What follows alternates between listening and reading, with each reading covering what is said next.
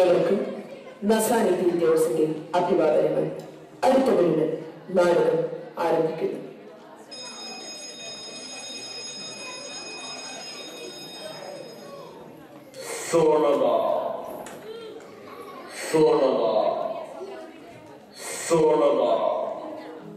ഇത് എന്റെ ദൈവത്തിന്റെ ശബ്ദമാണല്ലോ.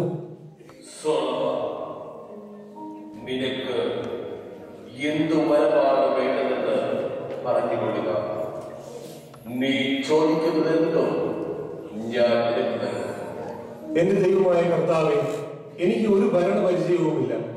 എന്നിട്ടും ഈ ദാസനെ എന്റെ പിതാവായ ദാവീദിന്റെ സ്ഥാനത്ത് അങ്ങ് രാജാവാക്കിയിരിക്കുന്നു.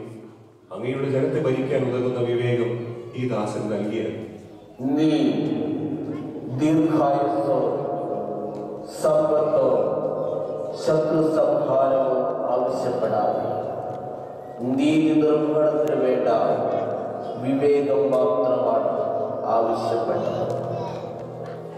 ആകയാൽ ഞാൻ വിവേകവും കൂടാതെ സമ്പത്തും സർവ ഐശ്വര്യവും ഞാൻ നിനക്ക് നൽകുന്നു.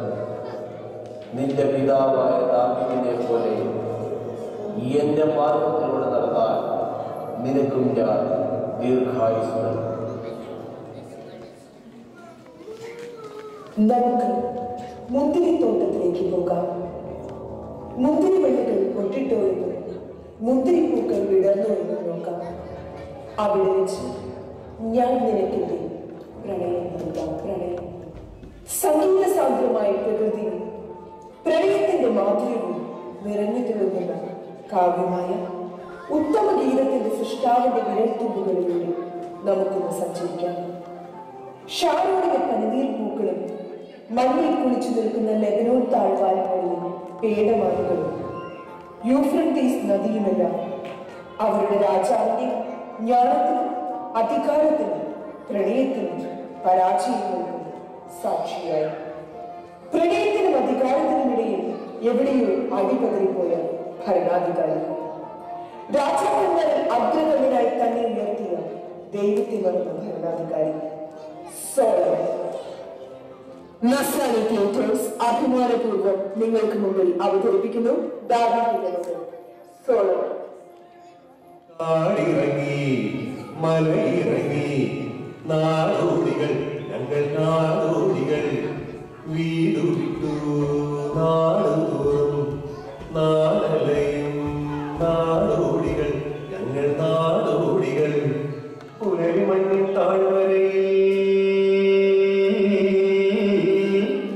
കുയിലുപാടണ നേരത്ത്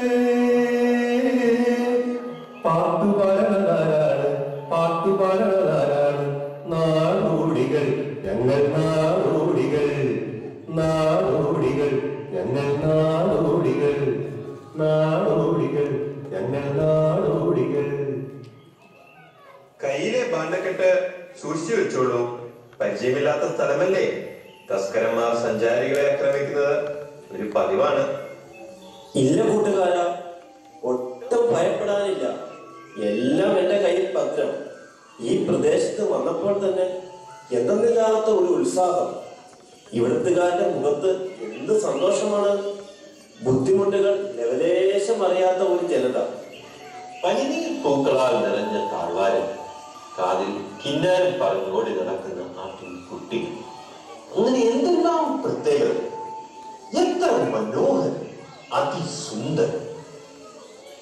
എന്റെ കൂട്ടുകാരാ, ഓരോ നിമിഷവും ഈ ദേശത്തിനോടുള്ള എന്റെ ഇഷ്ടം കൂടുന്നു. അനുഗ്രഹീതമായ ദേശം തന്നെ. പരാതികളില്ലാത്ത, പരിഭവമില്ലാത്ത, സന്തോഷമല്ല തന്നെ അതിസുന്ദരമായ ശാന്തമായ ദേശം. നമ്മളിത് എവിടെയാണ്? ആരായിരിക്കും ഇവിടുത്തെ ഭരണാധികാരി? ദൈവത്തിന്റെ സാന്നിധ്യം ഇവിടുത്തെ പ്രാണവായുവിൽ പോലുമുണ്ട്. നാടോടികളെ, നിങ്ങൾ സംശയിക്കേണ്ട. ചരിത്രകാരന്മാരുടെ സന്തത സഹചാരിയായ ജെറുസലേം ദേശം, ജ്ഞാനികളിൽ ജ്ഞാനിയായ സോളമൻ രാജാവിന്റെ ദേശം. ഇവിടെ പട്ടിണിയില്ല, സങ്കടങ്ങളില്ല, എന്നും സന്തോഷം മാത്രം.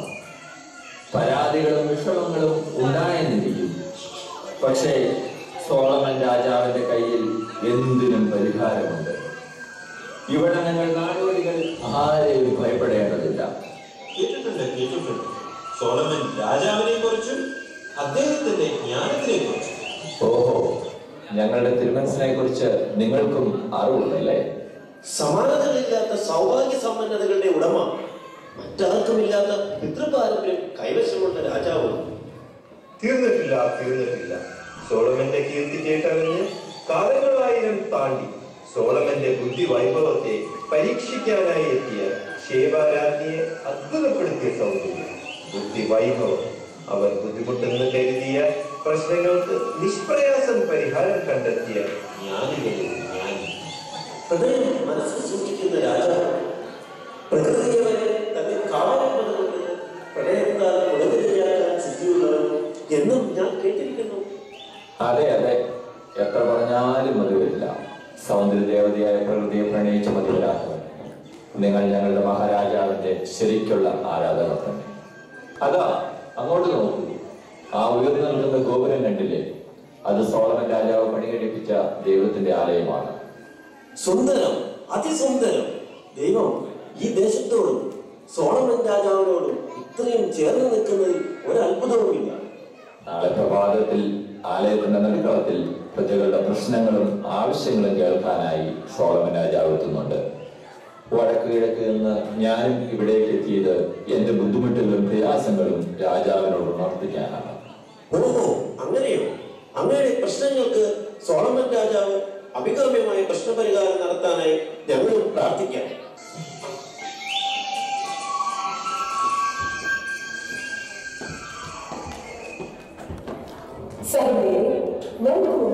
ജെറുസലേം ദേവാലയം ജ്ഞാനികളിൽ ജ്ഞാനിയായ സോളമൻ രാജാവിനെ മുഖം കാണിക്കാം.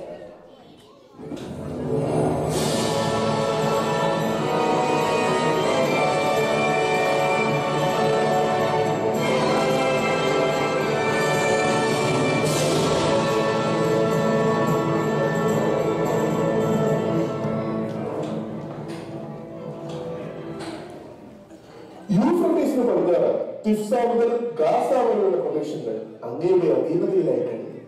യൂദയായിലെയും ഇസ്രായേലിലെയും നമ്മുടെ ജനങ്ങൾ തിന്നും കുടിച്ചും ഉത്സാഹഭരിതരായി കഴിയണം. അതാണ് നമ്മുടെ ആഗ്രഹം, നമ്മുടെ സന്തോഷം. അതിസുന്ദരമായ ജെറുസലേം ദേവാലയവും അങ്ങ് ആഗ്രഹിച്ചതൊക്കെ വന്ന് പണിത് പൂർത്തിയാക്കി. ചുറ്റുമുള്ള ശത്രുക്കളെ കീഴ്പ്പെടുത്തുന്നതിനിടയിൽ കർത്താവിന് ആലയം പണിയാൻ അങ്ങയുടെ പിതാവായ ദാവീദിന് കഴിഞ്ഞില്ല. പക്ഷെ അങ്ങയുടെ പിതാവിന് കഴിയാത്തത് അങ്ങേക്ക് കഴിഞ്ഞു. എനിക്ക് പ്രതിയോഗിയില്ല, ദൗർഭാഗ്യമില്ല. ഏത് രീതിയിൽ നോക്കിയാലും സമാധാനം മാത്രം. ദൈവത്തിന്റെ അരുളപ്പാട് പോലെ ചട്ടങ്ങളും നിയമങ്ങളും അനുസരിച്ചാൽ അങ്ങയുടെ വംശത്തിന് ഈ സിംഹാസനം ഒരിക്കലും കൈവിട്ടു പോകുകയില്ലല്ലോ. മറിച്ച് ഞാനോ എന്റെ മക്കളോ ആരെങ്കിലും കൽപ്പനകളും നിയമങ്ങളും പാലിക്കാതെ അന്യദേവന്മാരെ സേവിക്കുകയും ആരാധിക്കുകയും ചെയ്താൽ നമ്മുടെ ഇസ്രായേലിനെ അവിടുന്ന് വിച്ഛേദിക്കും. പ്രഭു, അങ്ങനെ സംഭവിച്ചാൽ ഇസ്രായേൽ സകല ജനതകളുടെയും ഇടയിൽ പരിഹാസപാത്രവും പഴമൊഴിയുമായി പരിണമിക്കും. നമ്മുടെ അതിസുന്ദരമായ ജെറുസലേം ദേവാലയം നാശകൂമ്പാരമായി തീരും. അന്യദേവന്മാരുടെ പിന്നാലെ പോയി അവരെ ആരാധിക്കുകയും സേവിക്കുകയും ചെയ്തതിനാലാണ് കർത്താവ് ഈ നാശം വരുത്തിയതെന്ന് ഇസ്രായേൽ ജനത തന്നെ പറയില്ലേ? ന്യായാധിപൻ പറയുന്നതിലും കാര്യമില്ലാതില്ല. അങ്ങനെയൊന്നും സംഭവിക്കാതിരിക്കാനല്ലേ ദിവസേ അങ്ങേക്ക് ദൈവം അളവറ്റ ജ്ഞാനവും സമ്പത്തും സൗന്ദര്യവും വിശാലമായ ഹൃദയവും തന്നിരിക്കുന്നത്. പ്രജകളുടെ പാലകനും ജ്ഞാനികളിൽ ജ്ഞാനിയുമായ മഹാരാജാവിന് എന്റെ വന്ദനം. എന്താണ് ഈ സാധു മനുഷ്യന്റെ ആവശ്യം? ഇദ്ദേഹം നമ്മുടെ രാജ്യത്തെ വടക്ക് കിഴക്കൻ പ്രദേശത്തു നിന്നും വരുന്നു. ഒരു ഭൂ ഉടമയ്ക്ക് വേണ്ടി 3 പതിറ്റാണ്ട് കാലം കഠിനാധ്വാനം ചെയ്തു. പ്രായമായപ്പോൾ ഇയാൾക്ക് അധ്വാനിക്കാനുള്ള ശേഷി നഷ്ടപ്പെട്ടു. അപ്പോൾ ഭൂവുടമ നിർദ്ദയം ഇയാളെ ആട്ടിപ്പായിച്ചു. ഇപ്പോൾ അങ്ങനെ കയറിക്കാതെ ഇവിടെ വന്നിരിക്കുന്നു. എന്ത്? ഈ പാവത്തിനൊരു ക്രൂരതയോ? അതും ഈ സോളമന്റെ രാജ്യത്ത്? സമ്മതിക്കില്ല, അനുവദിച്ചു കൊടുക്കില്ല. അനുവദിച്ചു കൊടുക്കരുത് പ്രഭു. ഉടനെ ഈ വൃദ്ധന്റെ പ്രവിശ്യയിലെ ന്യായാധിപനെ സ്ഥാനഭ്രഷ്ടനാക്കി ഈ പാവത്തിൽ നിന്ന് അപഹരിച്ചതല്ല അയാളുടെ സ്വത്തിൽ നിന്ന് തന്നെ കണ്ടുകെട്ടി തിരിച്ചു നൽകുക. ഉത്തരവ്. അങ്ങ് പ്രഭാതം മുതൽ ജനങ്ങളുടെ പരാതി കേട്ട് തുടങ്ങിയതല്ലേ? ഇനി വിശ്രമിക്കൂ. നൂറുകണക്കിന് പ്രശ്നങ്ങൾക്ക് അങ്ങ് ഇന്ന് പരിഹാരം ഓതി കഴിഞ്ഞു. നീതിക്ക് വേണ്ടി എന്റെ അടുത്തേക്ക് വരുന്ന എന്റെ പ്രജകളുടെ പ്രശ്നങ്ങൾ പരിഹരിക്കുമ്പോൾ നാം അനുഭവിക്കുന്ന ആനന്ദം അത് വാക്കുകൾക്ക് അതീതമാണ്. നീ എന്തിനാണ് ഈ നുണ പറയുന്നത്? എന്നെ പരീക്ഷിക്കരുത്. സ്ത്രീകളെ, ഇത് ജെറുസലേം ദൈവാലയാങ്കണമാണ്. ശബ്ദം താഴ്ത്തു. ഇതൊരു പോർക്കളമല്ല. എന്താണ് നാം എന്താണ് കേൾക്കുന്നത്? നമ്മുടെ പ്രജകൾ നമുക്ക് മുൻപിൽ തർക്കിച്ചു തുടങ്ങിയോ? നിയന്ത്രണമില്ലാതെ കലഹിക്കുന്ന ആ സ്ത്രീജനങ്ങളെ നമ്മുടെ മുൻപിലേക്ക് കൊണ്ടുവരൂ.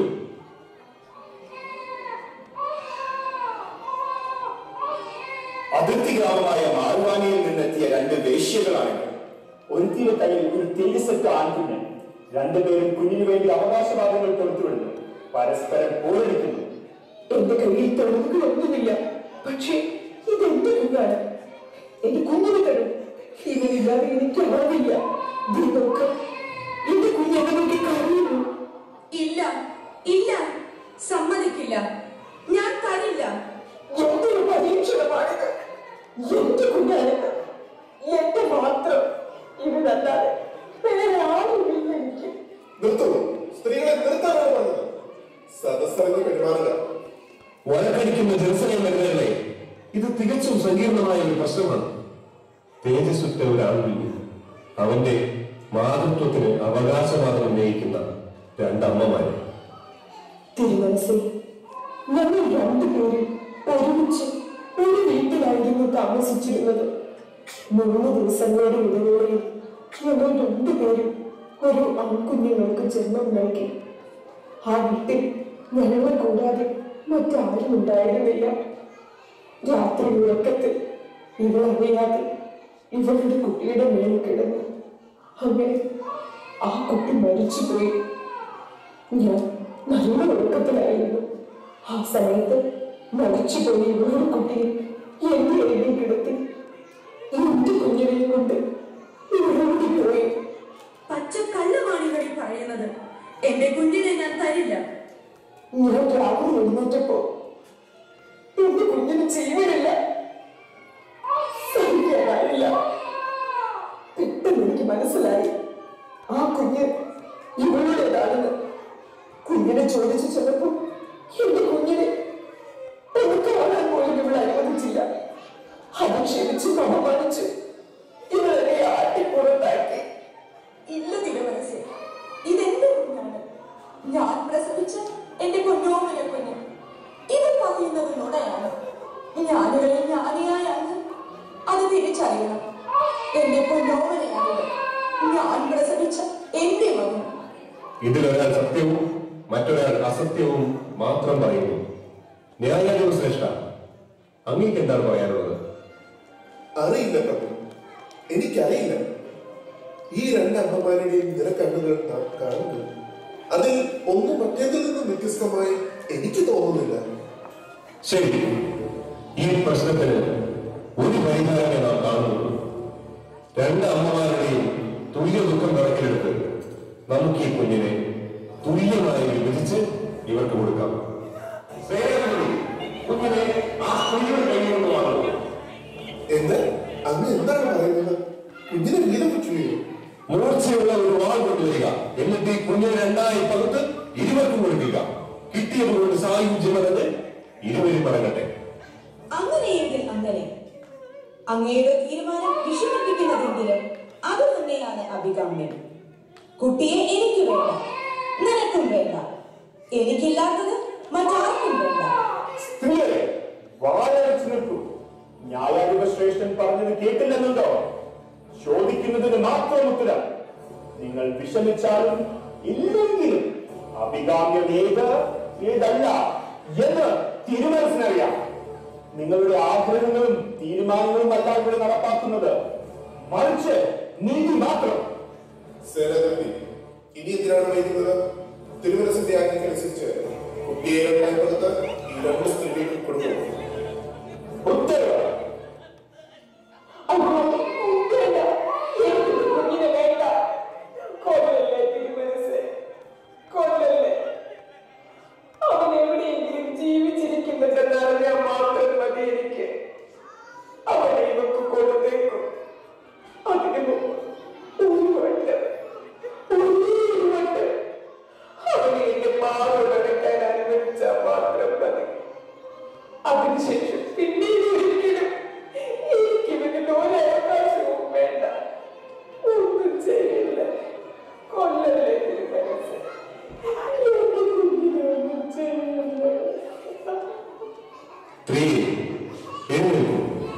ഇവളാണ് ഈ കുഞ്ഞിന്റെ അമ്മ. ജീവനുള്ള ശിശുവിനെ ഈ സ്ത്രീക്ക് കൊടുക്കുക. സേനാധിപതി, ശിശുവിനെ കൊല്ലേണ്ടതില്ല. കരഞ്ഞു വിലപിച്ചു നിൽക്കുന്ന ഈ അമ്മയ്ക്ക് ആ കുഞ്ഞിനെ കൈമാറാൻ പറയും. കുഞ്ഞിനെ നഷ്ടപ്പെട്ട് മാനസിക വിഭ്രാന്തനായ ഈ സ്ത്രീക്ക് വിദഗ്ധ ചികിത്സ നൽകൂ. ഇതാണ് ഈ പ്രശ്നത്തിന്മേലുള്ള നമ്മുടെ തീരുമാനം. ഈ സോളമന്റെ നീതി. കാലങ്ങൾ കടന്നുപോയി. പൗരസ്ത്യദേശത്തിലെയും ഈജിപ്തിലെയും ജ്ഞാനികളെ അതിശയിപ്പിക്കുന്നതായിരുന്നു സോളമൻ. അവന്റെ പ്രശസ്തി എല്ലാ രാജ്യങ്ങളിലേക്കും വ്യാപിച്ചു. സമ്പത്തിനും ജ്ഞാനത്തിനും സോളമൻ ഭൂമിയിലുള്ള സകല രാജാക്കന്മാരെ പിന്നിലാക്കി. സോളമൻ അനേകം വിദേശ ബന്ധങ്ങളെ പ്രേമിച്ചു. അന്യവംശങ്ങളിൽപ്പെട്ട സ്ത്രീകളെ ഭാര്യമാരായി സ്വീകരിച്ചു.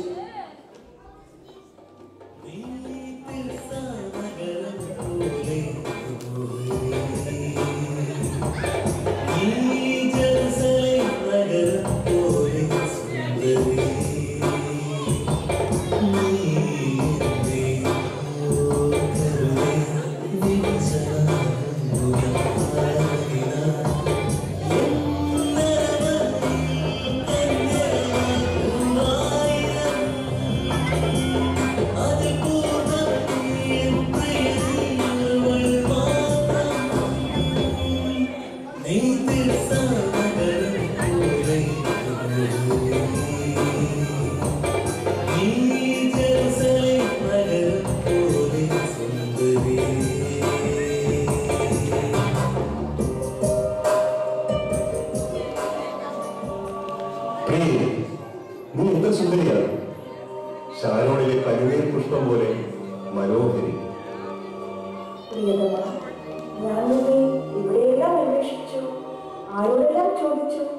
എന്താണ് പ്രിയ, എന്താണ് നിനക്ക് വേണ്ടി ഈ പ്രിയതമൻ ചെയ്തു തരേണ്ടത്? എന്റെ പ്രിയൻ സൂര്യനെ പോലെ തേജസ്സുറ്റവൻ, 10,000ങ്ങളിൽ അതിശ്രേഷ്ഠൻ. നിന്റെ മൊഴികൾ അതിമധുരമാണ്. നമ്മുടെ പ്രണയത്തിന് മാധുര്യമേറാനായി ഞാൻ ചോദിക്കുന്നത് ഒന്നു മാത്രം. ചോദിക്കൂ, എന്റെ പ്രിയതമയുടെ എന്താകുന്നു ഞാൻ സാധിച്ചത്? അങ്ങയുടെ ദൈവമായ കർത്താവിനായി അങ്ങ് ലോകത്തിലെ തന്നെ ഏറ്റവും വലിയതും സുന്ദരവുമായ ജെറുസലേം ദേവാലയം പണികഴിപ്പിച്ചു. എനിക്ക് വേണ്ടതും അത് തന്നെ. എന്റെ വിഗ്രഹങ്ങളെ പ്രതിഷ്ഠിക്കാനും ആരാധിക്കുവാനുമായി ഒരു ആലയം. പ്രിയതമേ, ഞാൻ നിന്റെ ആഗ്രഹത്തിന്റെ ഗൗരവം മനസ്സിലാക്കുന്നു. പക്ഷെ വിഗ്രഹ ആരാധന ദൈവമായ കർത്താവിനെതിരാണ്. ഇസ്രായേലിൽ അത് അനുവദനീയമല്ല. നമ്മുടെ പ്രണയത്തെക്കാൾ വലുതാണ് ദൈവം. ഇസ്രായേലിന്റെ ഭരണാധികാരി ഈ നിൽക്കുന്ന എന്റെ പ്രിയതമനോ അത് ദൈവമോ? നീതിവിധികളിൽ കേവലായ അങ്ങ് ഇപ്പോഴും പ്രജകളുടെ സ്വാതന്ത്ര്യത്തെ കുറിച്ച് വാചാലനാകാറുണ്ടല്ലോ. പിന്നെ ഇപ്പോഴെന്താണ് പറ്റിയത്? ഇസ്രായേൽ ജനതയ്ക്ക് ദൈവമായ കർത്താവിനെ ആരാധിക്കാനുള്ള സ്വാതന്ത്ര്യത്തിൽ നിന്ന് ഒട്ടും പിറകിലല്ല എന്റെ വിശ്വാസവും വിഗ്രഹങ്ങളും. പ്രിയേ, കോപിക്കാതെ.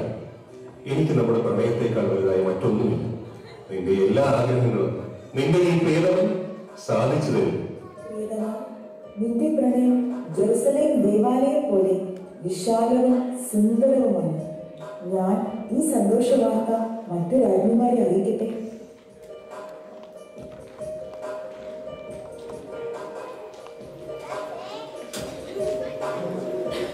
അന്യവംശത്തിൽപ്പെട്ട സ്ത്രീകളുമായി വിവാഹബന്ധത്തിൽ ഏർപ്പെടരുത് എന്നും വിഗ്രഹാരാധന പാടില്ല എന്നും കർത്താവ് മുൻപേ തന്നെ സോളമനോട് പറഞ്ഞിരുന്നു. പക്ഷേ അതൊക്കെ സോളമൻ മറന്നതായി ഭാവിച്ചു. തന്മൂലം സോളമന്റെ തലമുറയ്ക്ക് ഇസ്രായേൽ നഷ്ടമാകുമെന്ന് സോളമന് ദൈവത്തിന്റെ അരുൾപ്പാടുണ്ടായി.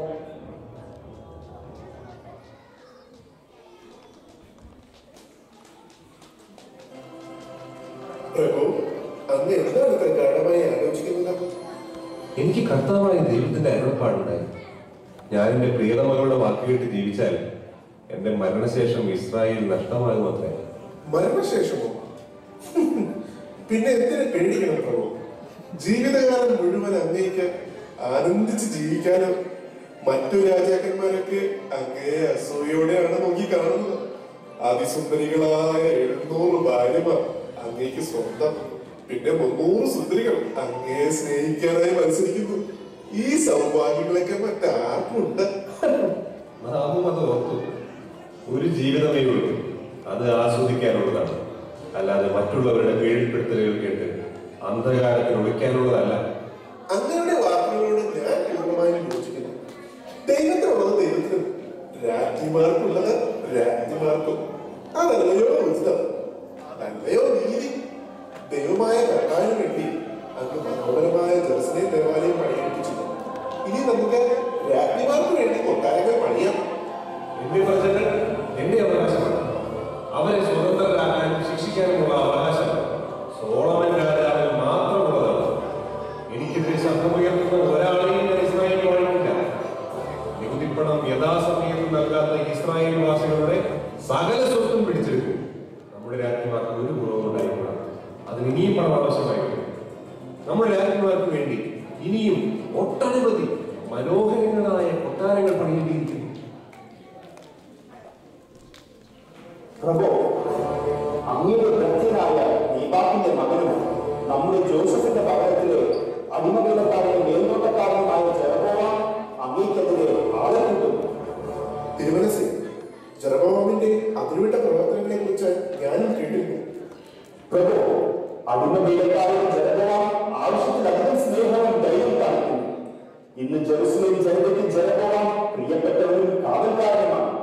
അവൻ സ്നേഹമെന്ന കവനായം നൽകി ഇഷ്ടവും ബഹുമാനവും പിടിച്ചു തരുന്നു. എന്ത്? നാം എന്താണ് കേൾക്കുന്നത്?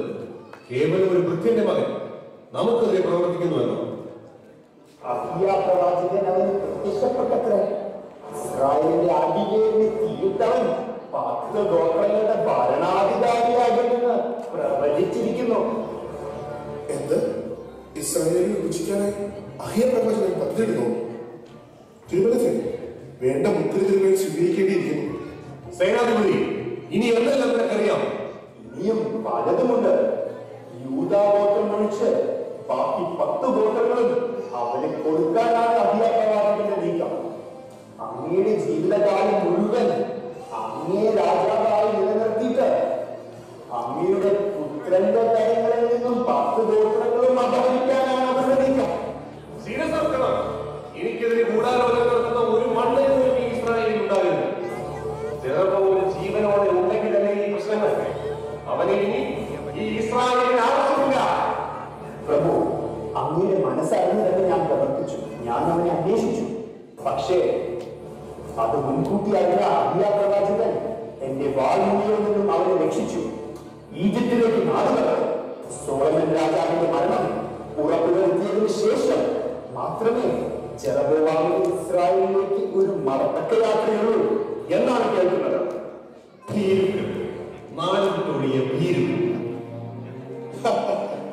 അങ്ങനെ പേടിച്ച് ആ മുത്തിന്റെ മകനെ നാട് കിടത്തിയ അഹിയ പ്രവാചകനാണോ ഭാവിയിൽ ഇസ്രായേലിന്റെ ഭരണാധികാരിയെ തീരുമാനിക്കുന്നത്?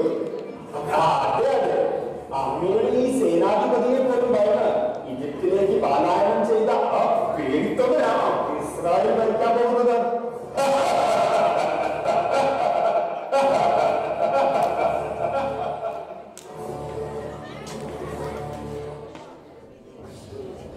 സോളമന്റെ ആജ്ഞയനുസരിച്ച് സേനാധിപതിയും കൂട്ടരും ഇസ്രയേലിൽ അക്രമം അയച്ചുവിട്ടു. ദുഷ്ടനും ദുഷ്ടനായി വളർന്ന സോളമൻ ജെറുസലേം നിവാസികൾക്ക് ഒരു പേടി സ്വപ്നം മാത്രമായി. സോളമന്റെ നാശത്തിന് അഹിയ പ്രവാചകന്റെ പ്രവചനം പോലെ സോളമന്റെ കൃത്യനായ നെബാത്തിന്റെ മകൻ ജെറബോവാമിന്റെ തിരിച്ചുവരവിനുമായുള്ള ഇസ്രയേൽ ജനതയുടെ കാത്തിരിപ്പ് തുടർന്നുകൊണ്ടേയിരുന്നു.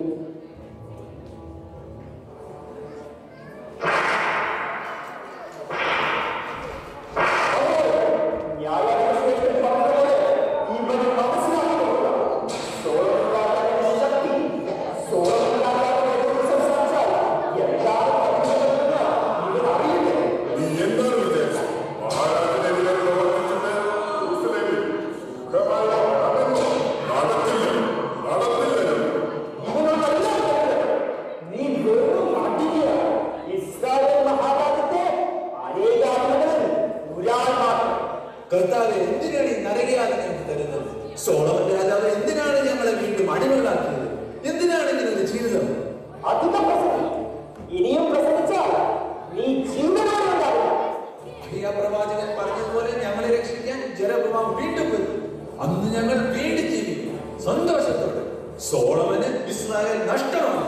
ഞങ്ങൾ എന്തിനാണ് ഇങ്ങനെ കഷ്ടപ്പെടുത്തുന്നത്? സോളമന്റെ ഭാര്യമാർ സുഖിക്കാനാണ്. എന്നെയും മഹാരാജാവിനെയും പേടിച്ച് നാടുവിട്ട ജെറൊബോവാമിനെയും നാടുകടത്തിയ അഹിയ പ്രവാചകനെയും കുറിച്ചാണോ നീ പറയുന്നത്? കേൾക്കാൻ എന്താ സുഖം. കർത്താവായ ദൈവം വന്ന് ഇസ്രായേൽ ജനതയെ മോചിപ്പിക്കുമെന്ന് നീ വെറുതെ പകൽക്കിനാവ് കാണണ്ട. ഇസ്രായേലിൽ വസിച്ചിട്ട് മഹാരാജാവിന്റെ നാശം സ്വപ്നം കാണുന്ന ഇവനോടും വെറുതെ അല്ലെങ്കിൽ ഇങ്ങനെ അടിമയായി ജീവിച്ച് മടുത്തു. ഇങ്ങനെ ഒരു ജീവിതം എന്തിനാണ്? പറയാതെ ഇവരെയുമായി നമുക്ക് കൊട്ടാരത്തിലേക്ക് പോകാം. മഹാരാജന്റെ മുമ്പിൽ വെച്ച് തന്നെ ഈ കിട്ടാരിയുടെ ശിരസ് അടക്കണം. ഉത്തരവ്.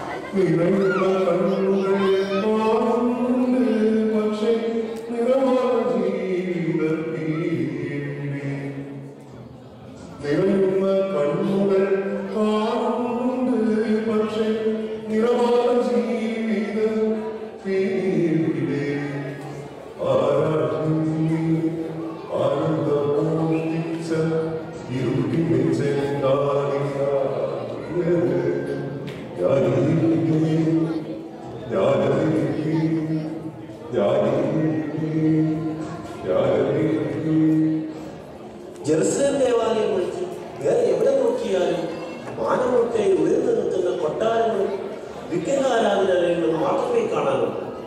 സ്നേഹത്താൽ സുഗന്ധപൂരിതമായ ആ പഴയ ഇസ്രായേൽ എവിടെയോ പോയി നടന്നു. കഴിഞ്ഞ വർഷം നമ്മുടെ ഇസ്രായേലിനെ കുറിച്ച് വാചാലനായി എന്തിനാണ് അവരെ പാവത്തിന് ഉപദ്രവിക്കുന്നത്? രാജാവിന്റെ കൽപ്പനകളനുസരിക്കാൻ എല്ലാവർക്കും ബുദ്ധിമുട്ടും. എന്റെ ആടുമാടുകളും കൃഷിസ്ഥലവും ഭവനവും എനിക്കുണ്ടായിരുന്നതെല്ലാം തിരിച്ചെടുത്തു.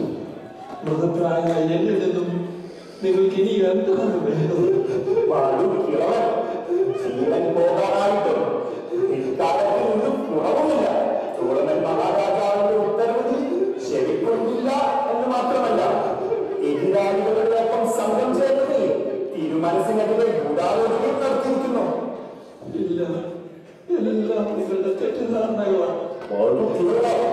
നമ്മൾക്ക് ശരിയായ ധാരണകളേ ഉള്ളൂ. ഞങ്ങളെ ചെയ്യിക്കുന്നത് എന്തിനാണെന്ന് നിനക്ക് അറിയണമല്ലേ? അവന്റെ തരാൻ ഞാൻ. ഓപ്പോ കേവലം ഒരു പ്രജയായ നീ സോളമൻ രാജാവിനെ ചോദ്യം ചെയ്യാൻ മാത്രം മറന്നുവോ? ഇവന് തക്കതായ ശിക്ഷ കൊടുക്കും. ഇളവനും കാര്യവുമായ നിന്നെ പോലുള്ളവൻ ഈ ഇസ്രായേൽ സാമ്രാജ്യത്തിലും നമുക്കും ഒരു ഭാരം തന്നെയാണ്. നിന്റെ ശബ്ദം ഒരിക്കലും സോളമൻ രാജാവിനെതിരെ ഉയരും. പടയാളി വരൂ, നമുക്ക് പോകാം. മൃതപ്രായനായി ഈ വൃത്തന്റെ ജീവൻ നാം അപഹരിച്ചു എന്നുള്ള ചീത്തപ്പേര് വേണ്ട. ഒരു അടിമയ്ക്ക് വേണ്ടി കവരാനുള്ളതല്ല നമ്മുടെ സമയം. ഇതുപോലെ മറ്റനവധി രാജദ്രോഹികൾ ഇസ്രായേലിൽ വാഴുന്നുണ്ട്. അവരെ ഓരോരുത്തരെയും തിരഞ്ഞു പിടിച്ച് സോളമൻ രാജാവിന്റെ ശക്തി അറിയിക്കേണ്ടിയിരിക്കുന്നു. നിന്നെ തേടി ഞങ്ങൾ വരാനൊരു സാഹചര്യം ഇനി നീ സൃഷ്ടിക്കരുത്. എന്റെ ദൈവമേ, എന്റെ ദൈവമേ, അങ്ങനൊന്നും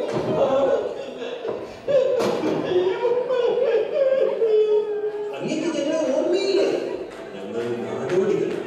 എന്താണ് ഈ ജെറുസലേമിലും ഇസ്രായേൽ ജനതയ്ക്കും സംഭവിച്ചത്? എവിടെ നോക്കിയാലും രാജാവിന് വേണ്ടി അടിമപ്പണി ചെയ്യുന്ന ഇസ്രായേൽ ജനത സത്യവും നീതിയും എവിടെയോ പോയി മറഞ്ഞതുപോലെ എല്ലായിടത്തും അക്രമങ്ങൾ. ഒന്നും പറയാനില്ല. ഞങ്ങൾക്കെല്ലാം നഷ്ടപ്പെട്ടു.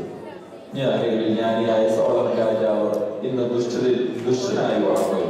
എന്ത് ഒരു കാലത്ത് സോളമൻ രാജാവിന്റെ സവിശേഷതകളെ കുറിച്ച് വാചാലനായ അങ്ങ് തന്നെയാണ് ഈ പറയുന്നത്. അതെ, ഞാൻ തന്നെ. ഇന്ന് എന്നെയും ഇസ്രായേൽ ജനതയെയും സോളമൻ തന്നെ. സോളമൻ ദൈവത്തിന്റെ കൽപ്പനകളെല്ലാം അറിഞ്ഞ് ജീവിച്ചു തുടങ്ങി. അന്യവംശത്തിൽപ്പെട്ട സ്ത്രീകളെ വിവാഹം ചെയ്തു. അവരെ പ്രീതിപ്പെടുത്തുവാനായി ദൈവത്തെ മറന്ന വിഗ്രഹാരാധന തുടങ്ങി. വിഗ്രഹങ്ങൾക്ക് ആലയങ്ങൾ കൊടുത്തു. രാജ്യമാർക്ക് വേണ്ടി കൊട്ടാരങ്ങൾ പണിയെടുപ്പിക്കുവാൻ ഞങ്ങളെ അടിമകളാക്കി രാപ്പകൽ പണിയെടുപ്പിക്കുന്നു. ഞങ്ങൾക്കുള്ളതെല്ലാം പിടിച്ചെടുത്തു.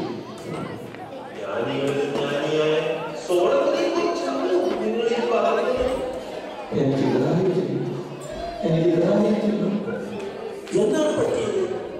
വരൂ, ഞങ്ങളോടൊപ്പം വരൂ.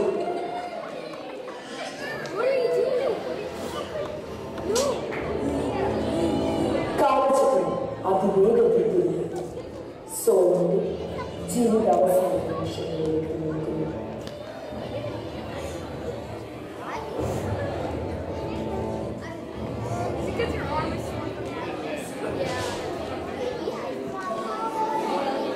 ഞാൻ എന്താണ് എന്റെ ജീവിതം കൊണ്ട് വിലയിരുന്നത്? കൊട്ടാരങ്ങൾ, ആയിരക്കണക്കിന് അതിസുന്ദരികൾ, സമ്പത്ത്, അങ്ങനെ എനിക്ക് വേണ്ടതെല്ലാം. പക്ഷേ ജീവിതത്തിന്റെ ഈ അവസാന നിമിഷങ്ങളിൽ ഈ നേടിയതിനൊക്കെ എന്ത് പ്രസക്തിയാണുള്ളത്? ഞാനും എന്റെ അടിമകളും തമ്മിൽ എന്ത് വ്യത്യാസമാണുള്ളത്? മനുഷ്യനായി ജനിച്ച എല്ലാവരും നടന്നെടുക്കുന്നത് മരണത്തിലേക്ക് തന്നെയല്ലേ? എത്ര പെട്ടെന്നാണ് നേടിയതൊക്കെയും നമുക്ക് അന്യമായി തീരുന്നത്. ഈ മനോഹരമായ പ്രപഞ്ചത്തിലേക്ക് വന്ന വെറും അന്തികൾ മാത്രമല്ലേ നമ്മൾ ഓരോരുത്തരും? ഞാൻ എന്റെ ശത്രുക്കളെ എല്ലാം തോൽപ്പിച്ചതാണല്ലോ. പക്ഷേ മരണത്തെ ആർക്ക് തോൽപ്പിക്കാൻ കഴിയും? മരണത്തിൽ അവസാനിക്കുന്ന ജീവിതത്തിലെ സൗഭാഗ്യങ്ങൾക്ക് എന്തർത്ഥമാണുള്ളത്? ജ്ഞാനികളിൽ ജ്ഞാനിയായ ഞാൻ യഥാർത്ഥത്തിൽ ഒരു വിധിയാണ്. ജീവിതം ആസ്വദിക്കുന്നതിനിടയിൽ ഞാൻ ദൈവത്തെ മറന്നു.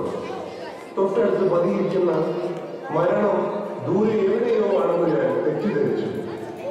വിധി, വെറും വിധി. ജീവിതത്തെയും കർത്താവായ ദൈവത്തെയും മനസ്സിലാക്കാതെ ജീവിച്ച വലിയ വിധി, വിധി, വിധി, വിധി. 40 വർഷത്തെ ഭരണത്തിന് ശേഷം 70-ാം വയസ്സിൽ സോളമൻ ഈ ലോകത്തോട് യാത്ര പറഞ്ഞു. ഈജിപ്തിൽ നിന്ന് തിരിച്ചെത്തിയ ജെറോബോവാം ഇസ്രായേലിന്റെ ഭരണാധികാരിയായി. സോളമന്റെ പിതാവായ ദാവീദിനോടുള്ള സ്നേഹത്തെ പ്രതി ഇസ്രായേലിന്റെ ഭാഗമായ യൂദാദേശം സോളമന്റെ മകൻ റഹോബോവാമിന് നൽകി. അങ്ങനെ സോളമന്റെ മരണശേഷം ഇസ്രായേൽ 2 പിളർന്നു.